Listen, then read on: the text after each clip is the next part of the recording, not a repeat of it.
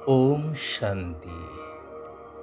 त्राणकर्ता दैव विधाता दाता परमात्मा पितांकर महादानी आत्मिक संतान मानंकु शुभ सकाळर शुभ अभिनंदन, सुस्वागतम, सुप्रभात। जी देशभक्त से कहे शेष निश्वास थिबा जाए मु देश पाई ही करी चलिबी। सही भली भक्तटिए कही थाए शरीर रे शेष निश्वास थिबा पर्यंत मु प्रभु को स्मरण करी चलिबी, तांकरी नाम स्मरण करी चलिबी, जपी चलिबी। कारण किए जाने ये निश्वास केतेबेले बंद हो जीव, कौनसी निश्चयता नहीं। सेइथिपाई तो कहा जाए निश्वास को नाही रे विश्वास। एकदा गोटे जंगल रे जड़े मुनि रहुथिले।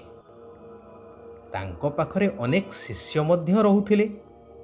सेमाने शिक्षा ग्रहण करने सहित बगीचारे नानादी फूल फल आउ पनीपरिबा आदि लगाई सेमानंकर दैनंदिनर आवश्यकता को पूरण करुथिले।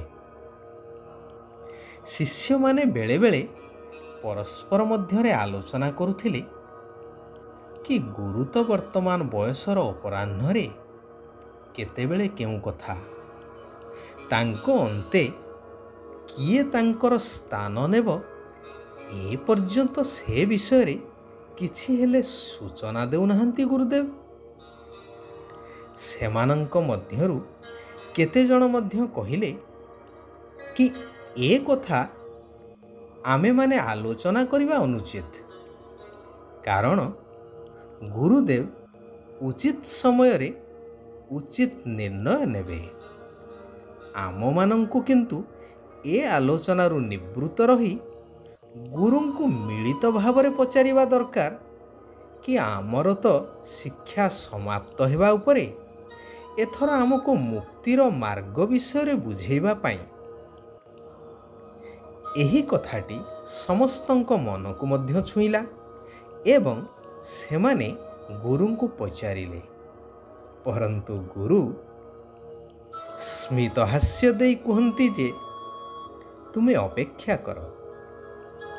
थरे शिष्य माने विशेष अनुरोध करिबारु गुरु कहिले निजर ज्ञान जहा तुमे अर्जन करिछ सेई आधार रे उचित कर्म करि चाल, प्रभु को स्मरण करि चाल प्रत्येक मुहूर्त रे। शिष्य माने कहिले गुरुदेव आमे माने तो आपणकर नीति आउ आदर्श रे अनुप्राणित होई सबुदिन उचित कर्म करिबा सहित प्रभुंक ठारे मनोनिवेश करुछु, परंतु आमे बुझी पारुनाहु मुक्तिर बाटटा काहे। गुरु स्मित हास्य देई कहिले प्रत्येक मुहूर्त को निजर अंतिम मुहूर्त बोली धरि नियो। किए जाने केउ मुहूर्तटा कहा पाई अंतिम मुहूर्त हेबो, कारण निश्वास को तो विश्वास नहीं। शेष निश्वासटी जदि प्रभुंक नाम रे हेला ताहा ही हेबो वास्तविक मुक्ति। यह कही गुरु जने उपयुक्त शिष्यंक आड़कू अंगुली निर्देश करी भविष्यतर उत्तराधिकारी हेबार इशारा देउ देउ सेठारे ही शेष निश्वास त्याग कले। एठारे भगवान मध्य कहउछंती कि हे मोर आत्मिक संतान माने निजर एई कौड़ी समान जीवन को हीरातुल्य करिबा पाई प्रत्येक समय को सफल करि चाल। निज भितरे थिबा अवगुण बा विकार गुड़ी को बाहर करि दियो। खाली खाइबा पीबा ଶୋଇବାରେ ସମୟ ନଷ୍ଟ କରିବା ଉଚିତ ନୁହେଁ। ଭଗବାନଙ୍କର ବାସ୍ତବିକ ନାମ, ରୂପ ଏବଂ କର୍ତ୍ତବ୍ୟ ବିଷୟରେ ଅବଗତ ହୋଇ ନିରନ୍ତର ତାଙ୍କରି ସ୍ମୃତିରେ କର୍ମ କରିଚାଲ ନିମିତ୍ତ ହୋଇ। ମୁଁ ତ ବର୍ତ୍ତମାନ ବହୁରୂପୀର ଅଭିନୟ କରୁଛି। ଏପରି ନୁହେଁ ଯେ ଯେତେବେଳେ ଏଠାରେ ମୁଁ ମହାବାକ୍ୟ ବା ମୁରଲୀ ଶୁଣାଉଛି ତେବେ ପରମଧାମ ବା ବ୍ରହ୍ମଲୋକ ଖାଲି ହେଇଯାଉଛି। ମୋତେ ତ ଏହି ସମୟରେ ବହୁତ ପ୍ରକାରର ସେବା କରିବାକୁ ପଡ଼ୁଛି। ତୁମ ସନ୍ତାନମାନଙ୍କୁ, ଭକ୍ତମାନଙ୍କୁ ସାକ୍ଷାତକାର କରାଇବାକୁ ପଡ଼ୁଛି। ବର୍ତ୍ତମାନ ସମୟରେ ମୁଁ ବହୁରୂପୀ ଅଟେ। ଏହି ଗୋଟିଏ ଶବ୍ଦ ପାଇଁ ହିଁ ମନୁଷ୍ୟମାନେ ଶାସ୍ତ୍ରରେ ଲେଖି ଯାଇଛନ୍ତି ଯେ ଏସବୁ ଭଗବାନଙ୍କର ରୂପ ଅଟେ ଏବଂ ଭଗବାନ କୁକୁର, ବିଲେଇ, ମାଟି, ଗୋଡ଼ି ସମସ୍ତଙ୍କ ଭିତରେ ଅଛନ୍ତି, ଅର୍ଥାତ୍ ଭଗବାନ ସର୍ବବ୍ୟାପୀ ବୋଲି। ସେଥିପାଇଁ ବାବା କହୁଛନ୍ତି, ଶ୍ରୀମତ ଆଧାରରେ ଚାଲ, କେବେ ବି ଅପସେବା କର ନାହିଁ। ସମୟ ବହୁତ ମୂଲ୍ୟବାନ। ଅତି କମରେ 8 ଘଣ୍ଟା ଈଶ୍ୱରୀୟ କାର୍ଯ୍ୟରେ ନିଜର ସମୟକୁ ବିନିଯୋଗ କରିବା ଆବଶ୍ୟକ, ଯଦ୍ୱାରା ଆତ୍ମାର ଉନ୍ନତି ହୋଇପାରିବ। ଏହି ଶ୍ରୀମତକୁ ପାଳନ କରିବାର ସନ୍ତାନମାନେ ହିଁ ସୁପୁତ୍ର ଅଟନ୍ତି। ଭାରତକୁ ପବିତ୍ର କରିବାର ସେବାରେ ନିଜର ଶରୀର, ମନ, ଧନକୁ ସଫଳ କରିବା ଦରକାର।